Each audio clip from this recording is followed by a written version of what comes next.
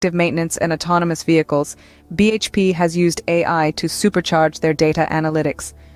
By sifting through vast amounts of data, AI can pinpoint areas for resource optimization, helping to ensure that every decision is backed by solid, data-driven insights. This has led to increased productivity and more effective resource allocation across the board.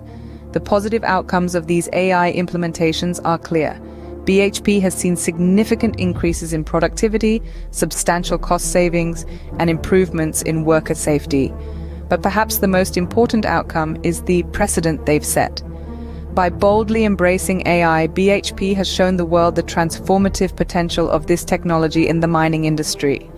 The success of BHP serves as a testament to the potential of AI in transforming the mining industry.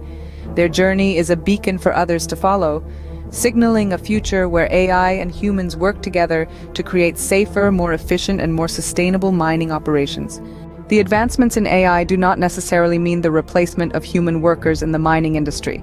Quite the contrary, it opens up a new era of collaboration, where machines and humans work hand in hand. AI excels at performing routine and dangerous tasks, like drilling and blasting, reducing the risk exposure for human workers.